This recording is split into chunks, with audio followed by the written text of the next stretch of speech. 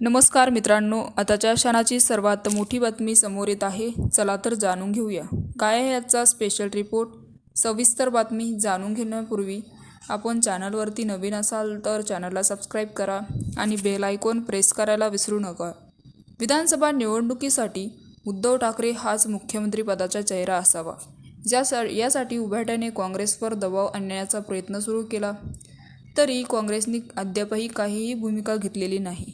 मात्र शरद पवार यांच्याकडून ठाकरे यांच्या मुख्यमंत्रीपदाला विरोध होत असल्यामुळे सूत्रांकडून सांगण्यात आले आहे.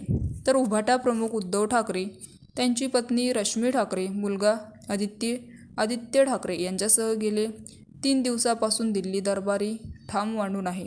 मात्र महाविकास आघाडी हाच निवडणुकीसाठीतील चेहरा असेल असे सांगून राष्ट्रवादी काँग्रेसच्या शरदचंद्र पवार यांनी ठाकरेंच्या नेतृत्वाला निवडणुकीला सामोरे जाण्याचा अप्रत्यक्ष विरोध दर्शविला. तसेच मुख्यमंत्री पदाचा चेहरा हा व्यक्तीचा नसून महाविकास आघाडीचा असेल असं देखील त्यांनी स्पष्ट केले. तरी देखील वेळोवेळी शिवसेना उभाटा प्रवक्ते संजय राऊत यांच्याकडून ठाकरे हेच महाविकास आघाडीचे मुख्यमंत्री पदाचे चेहरा असेल असे सूचक करण्यात आले. तर ठाकरे यांच्या राज्याचे पुन्हा एकदा नेतृत्व करावे अशी इच्छा असली तरी काँग्रेसमध्ये नाना पटोले आणि शरद पवार यांच्या राष्ट्रवादी काँग्रेसमध्ये जयंत पाटील यांच्यासारखे इच्छुकसुद्धा आहेत. किंबहुना राष्ट्रवादी काँग्रेसला राज्याचे नेतृत्व करण्याची संधी मिळण्यास पवार कन्या सुप्रिया सुळे यांच्याच प्रथम प्राधान्य असू शकते अशी सुद्धा शक्य आहे. तर देखील वेळोवेळी आणि उभाट्यांच्या प्रवक्त्यांनी सगळं काही अलबेल करून टाकलं.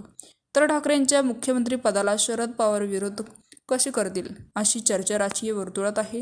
याचे कारण धारावी पुनर्वसन प्रकल्प आणि उद्योगपती गौतम अदानी यात दडले आहेत. तर शरद पवार आणि अदानी यांचे सलोख्याचे संबंध असल्याचे जगजाहीर आहे. तरी उद्धव ठाकरे हे अदानी यांच्या विरोधात असल्याचे सर्वश्रुती आहे. तर धारावी पुनर्वसन प्रकल्प हा अदानी यांच्याकडून काढून घेतल्याचा प्रयत्न करण्याचे ठाकरेंनी केला अशी सुद्धा शक्यता नाकारण्यात येत आहे.